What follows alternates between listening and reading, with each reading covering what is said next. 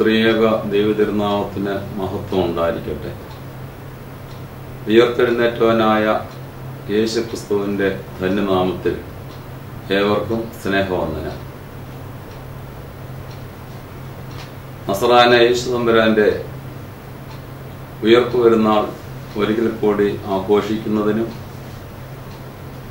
ഉയർപ്പിന്റെ സന്ദേശം കൈമാറുന്നതിനും ഉയർപ്പിന്റെ സന്തോഷം അനുഭവിക്കുന്നതിനും ദൈവം തമ്പുരാൻ ഒരിക്കൽ കൂടി നമുക്ക് അവസരം തന്നിരിക്കുന്നു. 2000 വർഷങ്ങൾക്ക് മുമ്പ് നടന്ന യേശുക്രിസ്തുവിന്റെ മനുഷ്യാവതാരവും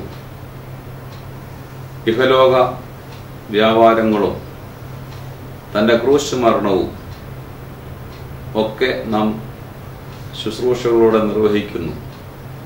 എന്നാൽ അതിൻ്റെ ഒക്കെ മകുടം എന്ന് പറയുന്നത്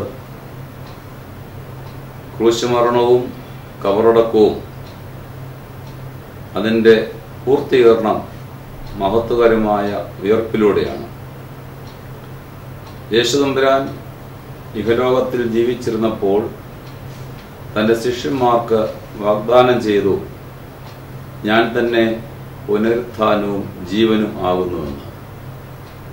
എന്നിൽ വിശ്വസിക്കുന്നവന് അവനൊരു പുതുജീവൻ വാഗ്ദാനം ചെയ്തു. ഈ പുതുജീവൻ വാഗ്ദാനം ചെയ്ത നസ്രായനായ യേശു തമ്പുരാൻ തന്റെ വംശാവതാര കാലഘട്ടത്തിൽ തന്നെ ലാസറിനെ കല്ലറയിൽ നിന്നും ഉയർപ്പിച്ച് ആ പുനരുത്ഥാനത്തിന്റെ ഒരു അടയാളം നമുക്ക് കാണിച്ചു തരുന്നു. എന്നാൽ പുനരുത്ഥാനം വാഗ്ദാനം ചെയ്ത കർത്താവ് തന്നെയും തന്റെ ഇഹലോക ജീവിതത്തിന്റെ പൂർത്തീകരണം എന്ന നിലയിൽ തന്റെ മനുഷ്യാവതാരത്തിന്റെയും കഷ്ടാനുഭവത്തിന്റെയും ക്രൂശ് മരണത്തിന്റെയും അന്ത്യത്തിൽ താൻ തന്നെ കല്ലറയിൽ നിന്നും 3-ാം ദിവസം പുനരുത്ഥാനം ചെയ്യുന്നു. ജീവിതത്തിന് ഒരു പുതിയ അർത്ഥവും മൂല്യവും പ്രദാനം ചെയ്യുന്ന സംഭവമാണ് കർത്താവിന്റെ പുനരുത്ഥാന പെരുന്നാൾ എന്ന് പറയുന്നത്. മനുഷ്യജീവിതം എന്ന് പറയുന്നത് ഈ ലോകത്തിലെ ജീവിത കാലഘട്ടം കൊണ്ട് മാത്രം പര്യവസാനിക്കുന്നതല്ല. അതിനപ്പുറത്തേക്ക് നീണ്ടു നിൽക്കുന്ന ഒരു അടിസ്ഥാന തത്വം അതിനുണ്ട് എന്നുള്ളത് യേശു തമ്പുരാൻ നമുക്ക് വെളിപ്പെടുത്തി തരുന്നു. ഒരു പുതിയ ജീവൻ, ഈ ലോക ജീവിതത്തിനപ്പുറത്തുള്ള ഒരു ജീവിതത്തെ പറ്റി കർത്താവ് നമുക്ക് പഠിപ്പിക്കുന്നു. താൻ വാഗ്ദാനം ചെയ്ത പുതുജീവൻ താൻ വിശ്വസിക്കുന്ന ഏവർക്കും ലഭ്യമാകും എന്നുള്ളതിന്റെ ഉറപ്പായി കർത്താവ് കല്ലറയിൽ നിന്ന് 3-ാം ദിവസം ഉയർത്തെഴുന്നേൽക്കുന്നു. പാപത്തെയും മരണത്തെയും തോൽപ്പിച്ചുകൊണ്ട് കർത്താവ് ഉയർത്തെഴുന്നേറ്റു എന്ന് പരിശുദ്ധനായ പൗലോസ് അപ്പോസ്തലൻ പിൽക്കാലത്ത് ഈ സംഭവത്തെപ്പറ്റി രേഖപ്പെടുത്തിയിട്ടുണ്ട്. ഉയർപ്പ് പെരുന്നാൾ നാം ആഘോഷിക്കുന്നത് ഏപ്രിൽ മാസത്തിലാണല്ലോ. ഏപ്രിൽ മാസം എന്ന് പറയുന്നത് നാം പ്രകൃതിയിലേക്ക് സൂക്ഷിച്ചു നോക്കുകയാണെങ്കിൽ ഒട്ടേറെ മാറ്റങ്ങൾ കാണുന്ന ഒരു ദിവസങ്ങളാണിത്. പ്രകൃതിയുടെ കാലാവസ്ഥാക്രമം അനുസരിച്ച് പുഷ്പങ്ങൾ വിടരുകയും പ്രകൃതി മനോഹരമായിരിക്കുകയും എല്ലാ വൃക്ഷലതാദികളും പൂക്കൾ വിരിയിച്ച് പുതുജീവൻ പ്രകൃതിയിലേക്ക് കൊണ്ടുവരുന്നു. പുതുജീവന്റെ പൂക്കളുടെ ശ്രേഷ്ഠമായ കാഴ്ച, അതിന്റെ സൗരഭ്യം, അത് പ്രകൃതിയെ മനോഹരമാക്കുന്നത്, ഇതൊക്കെ നമുക്ക് നമ്മുടെ മനസ്സിൽ കുളിർമ നൽകുന്ന അനുഭവങ്ങളാണ്. അപ്പോൾ പ്രകൃതിക്ക് തന്നെയും ഒരു പുതുജീവന്റെ നവജീവന്റെ ലക്ഷണവും കാലഘട്ടവുമാണ് ഈ ഏപ്രിൽ മാസം എന്ന് പറയുന്നത്.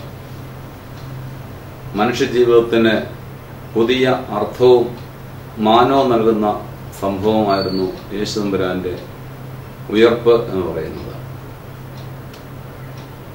വിശുദ്ധ വേദപുസ്തകത്തിൽ നാം കാണുന്ന ഉയർപ്പിന്റെ സംഭവങ്ങൾ സുവിശേഷകന്മാർ രേഖപ്പെടുത്തിയിരിക്കുന്നത് 4 സുവിശേഷങ്ങളിലും അല്പസ്വല്പ വ്യത്യാസങ്ങളോടുകൂടിയാണെങ്കിലും ആ ഉയർപ്പിന്റെ സംഭവങ്ങൾ രേഖപ്പെടുത്തിയിട്ടുണ്ട്. ഞായറാഴ്ച അതിരാവിലെ കല്ലറയിലേക്ക് ഓടിയെത്തുന്ന വിശുദ്ധ സ്ത്രീകൾ, അവരെ അഭിസംബോധന ചെയ്യുന്ന വെള്ളവസ്ത്രധാരികളായ 2 മാലാഖന്മാർ അഥവാ ദൈവദൂതന്മാർ, അവരുമായി നടത്തുന്ന സംഭാഷണം, ഹൃദയത്തിൽ നിറയെ വേദനയുമായി പ്രതീക്ഷയോടെ ഓടിയെത്തുന്ന, കർത്താവിന്റെ കല്ലറ കാണാൻ വേണ്ടി ഓടിയെത്തുന്ന ആ വിശുദ്ധ സ്ത്രീകൾ, അവർ കാണുന്നത് ഉരുട്ടിമാറ്റപ്പെട്ട കല്ലുകളാണ്. അവിടെ ദൂതന്മാർ അവരെ സംബോധന ചെയ്യുന്നു. അവർക്ക് നൽകുന്ന സന്ദേശം ഭയപ്പെടേണ്ട എന്നുള്ള സന്ദേശമാണ് നൽകുന്നത്.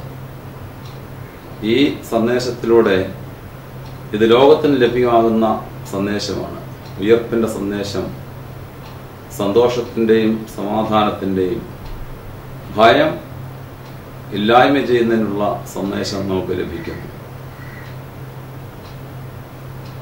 ഇന്ന് ചുറ്റുമുള്ള ലോകത്തിലേക്ക് നാം നോക്കുമ്പോൾ മനുഷ്യനെ ഏറെ ആക്രമിക്കുന്ന അഥവാ മനുഷ്യജീവിതത്തെ ഏറെ ഭാരപ്പെടുത്തുന്ന വിവിധ രോഗങ്ങളും വേദനകളും ഒക്കെ ഉണ്ടെങ്കിലും അതോടൊപ്പം തന്നെ മനുഷ്യനെ വേദനപ്പെടുത്തുന്ന ഒന്നാണ് ഭയപ്പാട് എന്ന് പറയുന്നത്.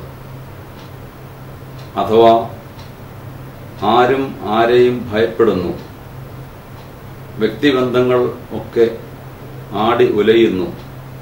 സമൂഹ ബന്ധങ്ങൾ ഇല്ലാതെയാകുന്നു.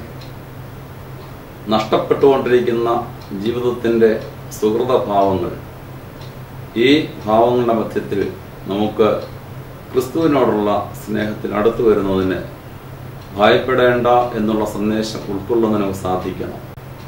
ദൂതന്മാർ അവരോട് പറയുന്ന സന്ദേശത്തിൽ, നിങ്ങൾ ഗലീലായിലേക്ക് പോകുകയും ഉയർത്തെഴുന്നേറ്റ കർത്താവിനെ നിങ്ങൾക്ക് അവിടെ കാണാം എന്ന് അവരോട് പറയുന്നു. അവർ ഗലീലായിലേക്ക് ചെന്നു. അവിടെ വെച്ച് അവനെ കണ്ടു എന്ന് സുവിശേഷത്തിൽ നാം വായിക്കുന്നു. ഒരു ജീവിതത്തിന്റെ പൂർത്തീകരണമാണ് അവിടെ നാം കാണുന്നത്. ഗലീല എന്ന് പറയുന്നത് യേശു തമ്പുരാന്റെ മനുഷ്യാവതാരത്തിന്റെ ആരംഭത്തിൽ, തന്റെ മനുഷ്യാവതാരം ആരംഭിക്കുന്നത് ഗലീല കടൽപ്പുറത്തു നിന്നുമാണ്. അവിടെയാണ് താൻ ശിഷ്യന്മാരെ വിളിച്ചു കൂട്ടുന്നത്. അവിടെയാണ് സാധാരണക്കാരെ, ആളുകളെ തന്നോടുകൂടെയുള്ള തന്റെ പുതിയ ദൗത്യത്തിലേക്ക് അവരെ വിളിച്ചു ചേർക്കുന്നത്. ഗലീലായിൽ നിന്നും ആരംഭിച്ച മനുഷ്യാവതാര പ്രക്രിയ അഥവാ പരസ്യ ശുശ്രൂഷ വേലകൾ, അത് ഗലീലായിലൂടെ, കഫർനഹൂമിലൂടെ, നസ്രത്തിലൂടെ ഒക്കെ സഞ്ചരിച്ച് അത് വീണ്ടും വന്നെത്തുന്നു. നിങ്ങൾ ഗലീലായിലേക്ക് ചെല്ലുകയും അവിടെ നിങ്ങൾ അവനെ കാണും എന്നുള്ള സന്ദേശം തന്റെ മനുഷ്യാവതാര വ്യാപാരം ഒരു ഘട്ടം മുഴുവനും പൂർത്തീകരിക്കുന്ന അതിന്റെ ഒരു അർത്ഥമായിട്ട് അതിനെ പരിഗണിക്കാവുന്നതാണ്. ഉയർത്തെഴുന്നേറ്റ കർത്താവിനോടുകൂടെ നമുക്കായിത്തീരുന്ന അനുഭവം ശ്രേഷ്ഠമായ ഒരു അനുഭവമാണ്. ജീവിതത്തിൽ സന്തോഷവും സമാധാനവും അനുഭവിക്കുന്നതിന്, വ്യക്തിബന്ധങ്ങളിൽ കുളിർമ അനുഭവിക്കുന്നതിനൊക്കെ ഇടയാകണം. ആധുനിക കാലഘട്ടത്തിൽ എവിടെയും അസ്വസ്ഥതകളും അസമാധാനം നിറഞ്ഞ ഒരു അന്തരീക്ഷത്തിലാണ് നാം ജീവിക്കുന്നത്. ചുറ്റുപാടുകളിലേക്ക് നോക്കുമ്പോൾ കുടുംബ ബന്ധങ്ങളിൽ, സാമൂഹ്യ ബന്ധങ്ങളിൽ, വ്യക്തിബന്ധങ്ങളിലൊക്കെ അസമാധാനവും അസമത്വവും നിറഞ്ഞു നിൽക്കുന്ന ഒരു കാലഘട്ടത്തിൽ ജീവിക്കുമ്പോൾ ഈ ഉയർപ്പിന്റെ സന്ദേശം,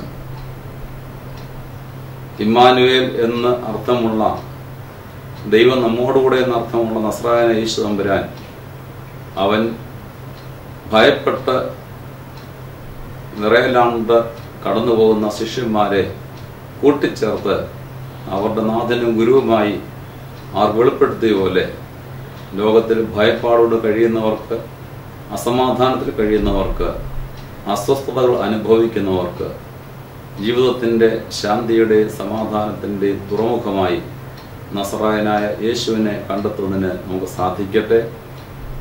പ്രകൃതിക്ക് പുതുജീവൻ നൽകുന്ന, വ്യക്തിജീവിതങ്ങൾക്ക് പുതുജീവൻ നൽകുന്ന, ജീവിതത്തിന് പുതിയ അർത്ഥവും മാനവും നൽകുന്ന ഈ ഉയർപ്പ് പെരുന്നാൾ സംബന്ധിച്ചുകൊണ്ട് ഉയർത്തെഴുന്നേറ്റ കർത്താവിനോട് ചേർന്ന് നമുക്ക് ജീവിക്കുന്നതിന് ശിഷ്യന്മാരോട് ചേർന്ന് കർത്താവ് സഞ്ചരിച്ച്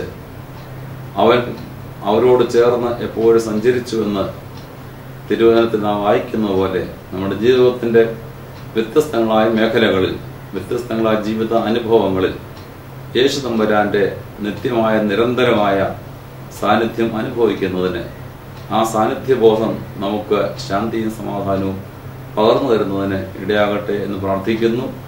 ഏവർക്കും ഉയർത്തെഴുന്നേറ്റ കർത്താവിന്റെ ധന്യനാമത്തിൽ വന്ദനം ആശംസിക്കുകയും ദൈവം നിങ്ങളെല്ലാവരെയും അനുഗ്രഹിക്കട്ടെ എന്ന് പ്രാർത്ഥിക്കുകയും ചെയ്യുന്നു. ഏവർക്കും എൻ്റെ ഈസ്റ്റർ ആശംസകൾ നേരുന്നു. ദൈവം അനുഗ്രഹിക്കട്ടെ.